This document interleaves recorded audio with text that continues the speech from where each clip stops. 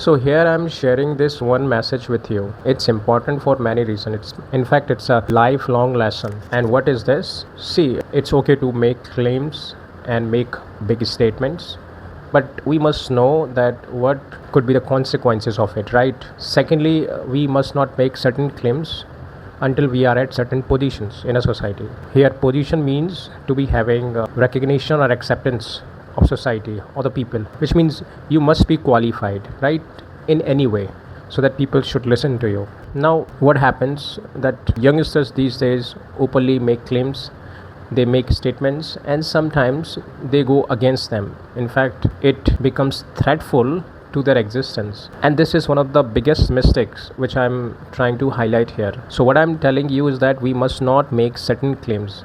We must avoid using certain language which sounds anti-national or which may go against the national concern. And until you are educated, at least this is important, that you must not do certain things and participate in certain kind of protest. But at the same time, when you are educated, got certain qualification, and also enjoy a large number of people's acceptance through your qualifications, through your contribution to society or anything, then your words might be accepted even when you make certain claims which might be seen as anti-national. But this is sure that you might not face any such existential threat, as what happens with the common people. Now, why I'm sharing this, I want to tell you first.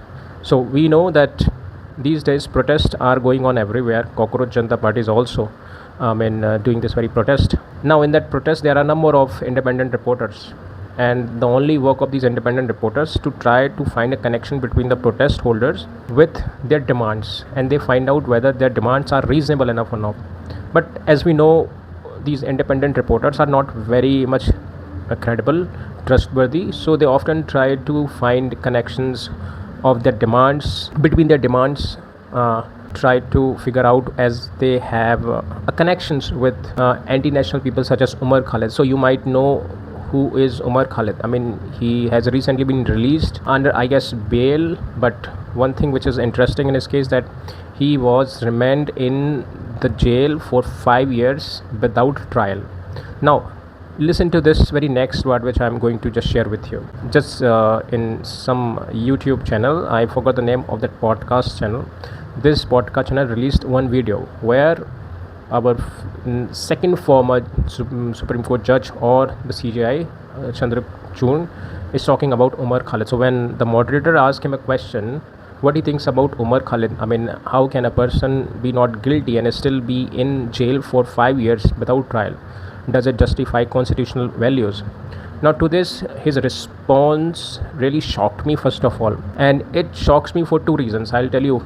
But let me also first tell you what exactly he said. So he said that there is a provision, there are certain rules and instructions that all court learned people must follow this, and he also include himself into this list, which means he has to be abiding by all these instructions, right?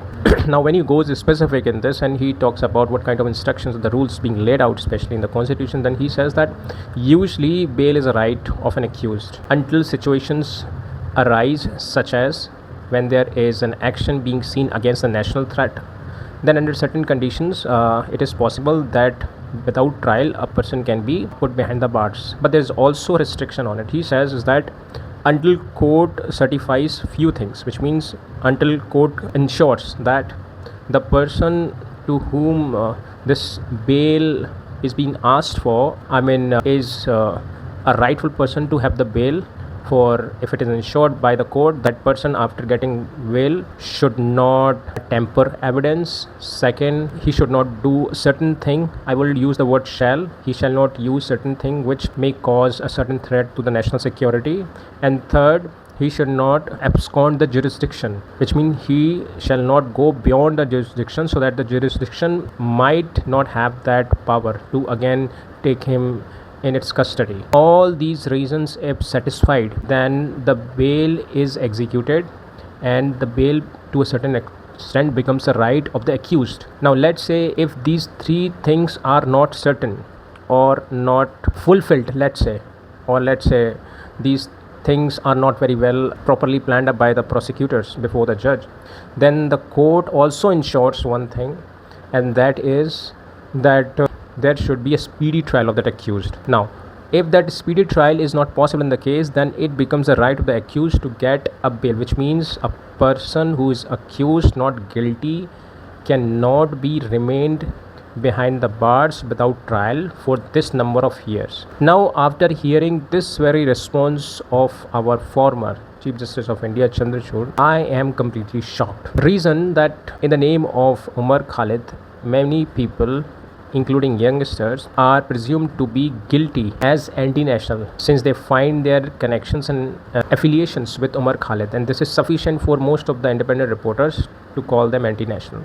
In fact, the entire protest can be held going against the national security if some people in that talking in favor of Umar Khalid. But what if when such Chief Justice of India, to whom we can say entire security of Indian constitutions was handed over for a certain period of time, he being Chief Justice of India, and when he after comes out of his power, which means he is now a common person, and releases such a statement, then does any person has any right, gumption or courage to even call him anti-national, where he supports Umar Khalid and says that if he had the chance to release him, then he would have definitely done this.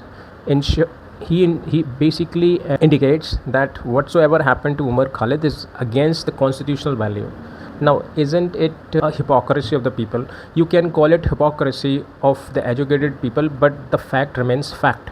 So now coming back to the very point where I started, why I am telling you that we should not make certain claims which sounds on the surface very anti-national and which might go against you and against your safety, because until you are in a good position, until people know you, until you are learned in anything or a skill, you are just a common person, and common person has no voice, and therefore we people must keep our voice mute until we have a support to push it forward with thrust. And how do we get this thrust? By our qualifications. So spend time in earning qualifications rather than earning publicity through these claims and statements. You may be right on many of your claims, but the value of those claims are zero, which means it holds no value in public domain. Society only understands, follows the people to whom they know have done certain contribution to society by their qualification, by their skill. So you understood what I'm trying to say. So one fellow person in the protest, when says something in favor of Umar Khalid, be an outright guilty and be held as anti-national, because people find his connection with Umar Khalid because he's supporting Umar Khalid.